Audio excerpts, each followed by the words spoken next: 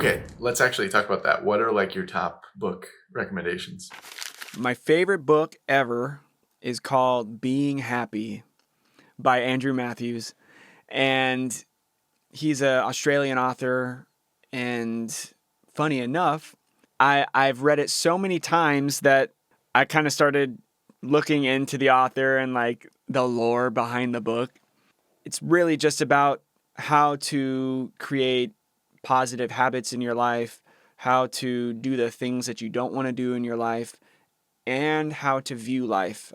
I think a lot of people know what they should be doing, right? And we know what good habits are, but it's really easy, especially when things aren't going exactly the way that we want externally, to have a really negative view on it.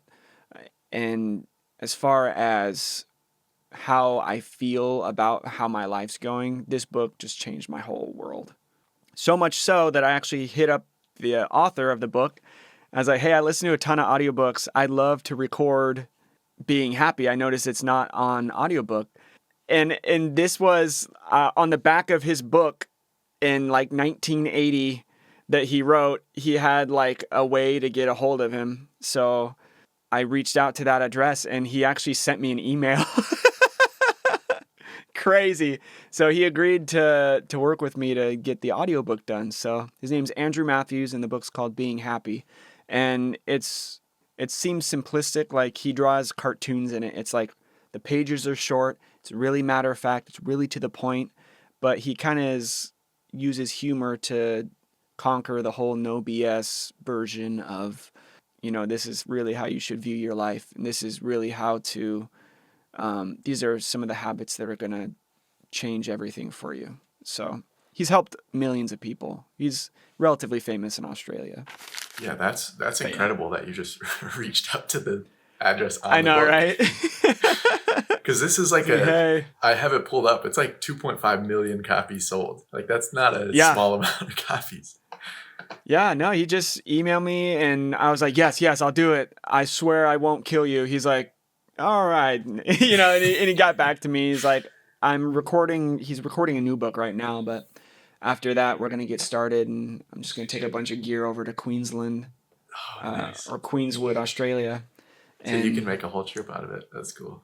Yeah. Oh yeah. I'm really excited. But yeah, I mean, he has a couple of really good books, but it's all just, he teaches a lot about patterns too, like how to identify healthy patterns in people and how to avoid certain patterns that are going to be self-destructive, especially when you're dealing with another person, because we all have families, we all have people that we engage with, whether it's by our own decision or not. And it's, if you have no choice, there's certain ways that you can work with people and find harmony. And if not, and you don't have to be stuck to them, he really emphasizes the fact that you're not a tree. Like you can get up and move around and be around things that are going to help you a little bit more than, say like an ex who's abusive or something like that. So super good book. Yeah, that's a tricky everything one. That's like that, I love. That's a tricky one. Like going against what's comfortable, but at the same time being like, I know there's something better for me. I just have to like kind of go through the pain of removing myself in this moment. Exactly.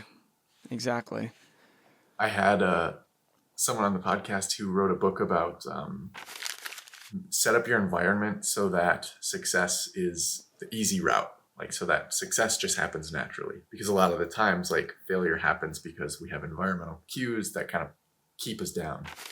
And if you just have a crap ton of cheesecake in the fridge. Yes, exactly. It's hard to stay carnivore when there's like Cheez-Its in the pantry. Exactly. But when I asked him what's the biggest thing that people tend to have in their environments that is pulling them down, he said it's people. So it's like, be aware of who is around you and be aware of the effect that they're actually having on you. Because there's lots of people who just, by no fault of their own, just their own bullshit, their own trauma that they've gone through are going to play an effect on you and going to maybe be pulling you down. And so it's good to have an idea of how people are actually having an effect on you.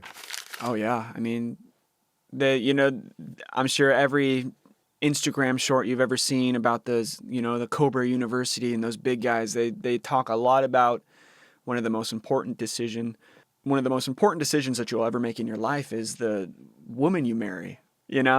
Uh, if we have someone who's just not giving us the energy we need, or I'm sure you've seen videos too where there's a guy married to the wrong woman, that type of energy, uh, that can change your whole life, make it worse.